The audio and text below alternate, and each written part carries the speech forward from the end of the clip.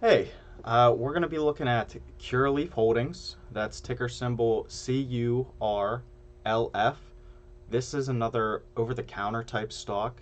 So if your brokerage firm doesn't allow you to purchase this using their facilities, I know for sure Webull will allow you to do this.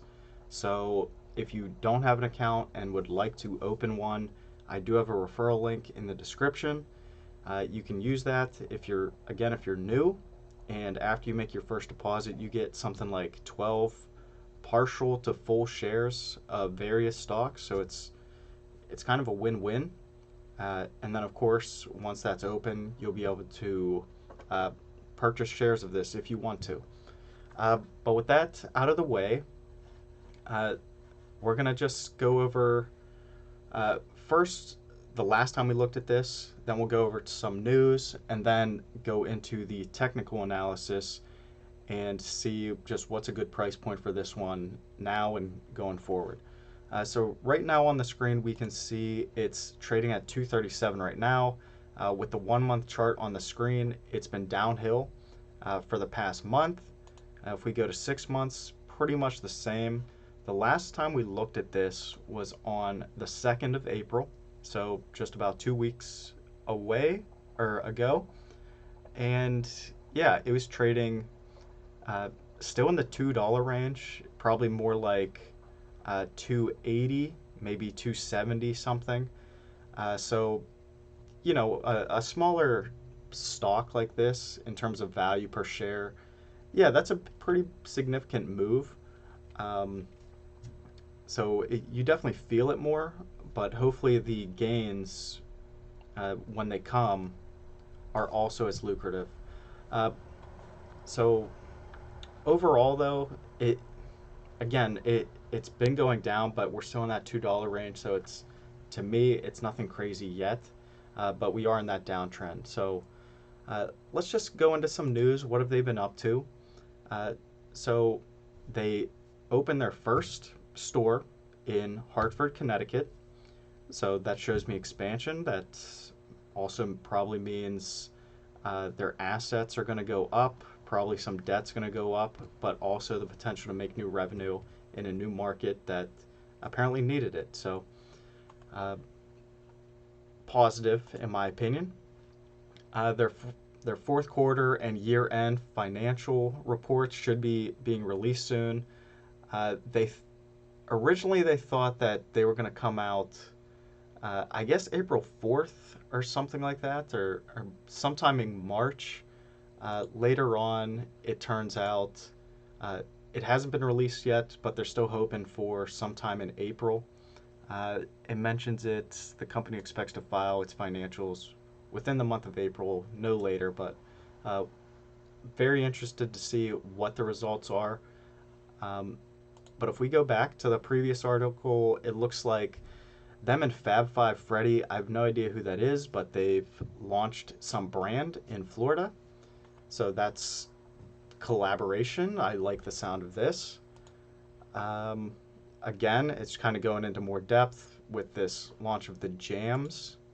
I think this is one and the same, or it might be two different things because this is also now available in Florida, coming soon to Arizona. So they're launching new products.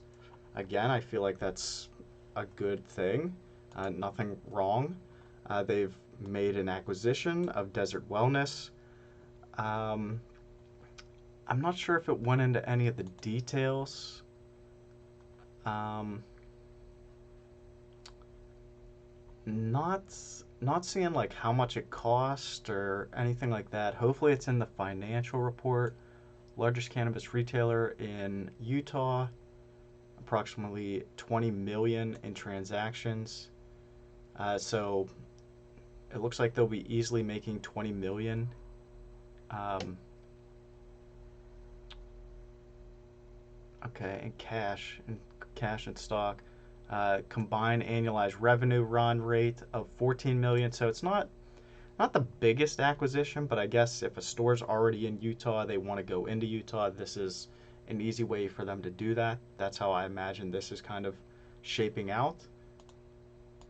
Next we have, yep, they completed it. Does this one go into details for us? It looks like it's a $20 million deal, annualized revenue of $14 million.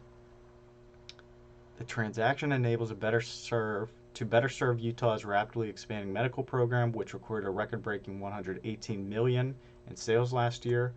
So 20 million of 120 million, we'll just say. That's 1/6 of the market right there.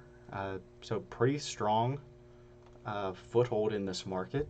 And if Curaleaf's able to push in, I feel like that's good, and hopefully they can build it up. And as the market expands, hopefully they can expand with it and maybe take up more market share. So again, nothing's bad here.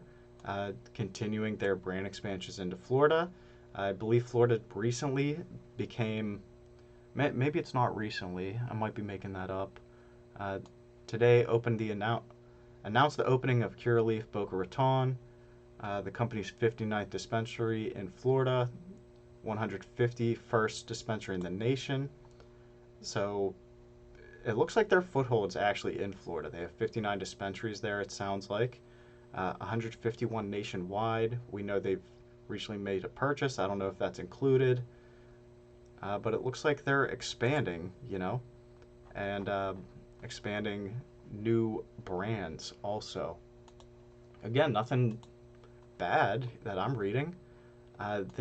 They commented on a New Jersey regulatory commission. I think New Jersey's on the fence about either legalizing it or making it recreational.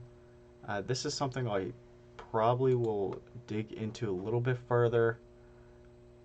Nothing's really popping out. A leading international provider of consumer cannabis products today commented on yesterday's decision, New Jersey Cannabis Regulatory Board, to deny Curaleaf, one of the largest operators in the state of New Jersey, a renewal of its cultivation and retail licenses for adult use. Interesting. Today's unprecedented action by the New Jersey Cannabis Regulatory Commission Board, which overrode the Commission's own staff recommendation that our adult use licenses be renewed, is very disappointing. Okay, so there is some bad news. We believe the CRC Board has wrongly interpreted the applicable regulations and that its decision to retaliate against Curaleaf for our need to consolidate production into one local facility is lacking in merit. Curaleaf has never been cited for such a violation. We believe there is no regulation requiring permission for the staff reduction we announced. Curaleaf is in good standing with CRC and has fulfilled necessary. Remains open and will continue working with the CRC board and its staff to ensure renewal of their products. Okay, hopefully this gets resolved. We'll definitely be watching this. So it sounds like they're set up in New Jersey, but New Jersey wants them out, or at least they're saying they didn't file their license properly, something like that. Hopefully that's not crazy news, but that could be why we're seeing the recent downturn. This was published on Friday, so all the bad news, like, it's been trending downward. This is one bad thing out of, I don't know, the 3 or 4 others. And then I just thought I'd look at their website, mainly because we had that other one, Green Thumb, that was very diversified, it seemed like, in many different markets. This one is really just, they know what they are, this dispensary type store, and that is their thing. That is what they're going for. So no real diversification, and in my opinion, I think that's a good thing. That's why I targeted this one. I thought they were both like this, but apparently the one is a little more diversified than the other, and I think that makes sense because I think Green Thumb is a little bit bigger than Curaleaf. So that pretty much covers the news. If you have any comments, questions about anything, by all means let me know. Yeah, if I missed anything or you want to add just a comment that you came across, please share it. I'd love to read that. But going into the technical, so yeah, we can see a big downward trend here, especially since pretty much the beginning of the year into December. It's been just down ever since. We crossed right through our buy point in like the $4 range, which again, it seemed like that was had some support, but then all of a sudden they must have released their third quarter financials. That's a bit late. I'm not really sure what happened here, other than maybe consumer discretionary in general. That market segment kind of trailed down. Uh, that's the only thing that I could imagine. And if that truly is the case, I also imagine that probably the second half of the year, hopefully sooner, it'll start to tick back up. Uh, and again, that's just based off of one article I remember reading a couple weeks ago. Uh, Not sure if I fully believe it yet, but if it is a reality, I feel a stock like this should be able to benefit from it. But of course, we'll just keep tracking it. Um, so previously, I said it was currently at 2. The way we're tracking it in just whole dollars, it's still at $2. I had that buy point of 4, so we're less than that. So I'm probably going to add to this. Resistance point up here at 7. This one has potential to go way higher. As you can see, it's hit about 18, 17, $18. But in the near term, I think we might struggle to get back over 7. Right now, the way it's trending, it's just down, down, down. I think one other point that I'd like to share is if we look at this market cap, it's at about, we'll just say $1.7 billion. If we go to their financials, we'll see that their revenue in 2021 was $1.2 billion. So let me just say this again. Their revenue is $1.2 billion for a year, but their market cap is $1.7 billion. They're making this much money in a year. Um, I just I don't know if that's a good ratio, but it sounds very good. I'm pretty sure this one is still in the negative in terms of profit margin. I think once it does break even consistently, I think that'll be a big push.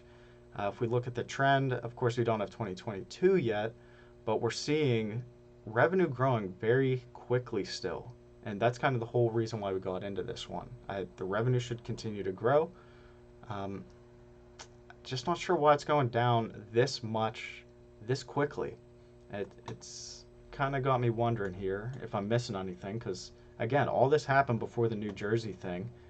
But my note here says it's in a downtrend, still that way. It was at an all-time low the last time we checked. It's now even more at the all-time low. And then I had market cap is 2 times revenue. It's more like now all of a sudden it's like 1.5 times revenue. Not sure what to make of that. I feel like it's a really good deal, in my opinion. But looking into this one, I'm probably not going to change anything. Again, we can just keep dragging this bar down because we keep hitting a new floor. So last time we were up here at about 290. Now we're at 237.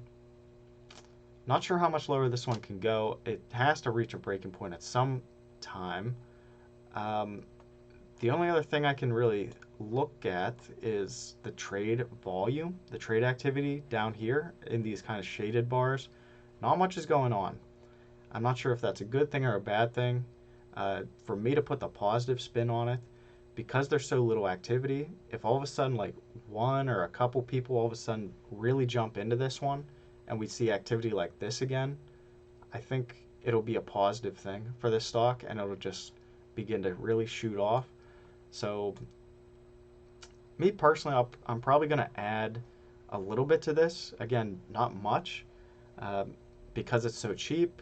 I don't know, $50 just to get like 20, 25 shares in, somewhere in that range. And I'm just curious to see how this plays out. But yeah, that's pretty much all I found on this one. So here's just a quick little recap. So Curaleaf right here, currently it's $2. I had that buy point of 4, so that makes this a buy. Resistance point at 7. Our date And then the quick notes that we had was still in that downtrend at an all-time low. Market cap was 2.5 revenue. Now it's 1.5 revenue. I feel like this one has potential. I mean, let me see. Is anyone saying this is like undervalued, or it's such a small stock that no one really follows it? That's kind of the struggle with this. Hopefully we picked a winner here. Again, I'll just kind of chip in very slowly over time, see how that works out. But yeah, again, if you have anything that you want to add, maybe I missed something, please let me know. And if you have questions, also feel free to ask. I'll do my best to answer them. Otherwise, please like, subscribe, and I'll see you on the next one. Bye.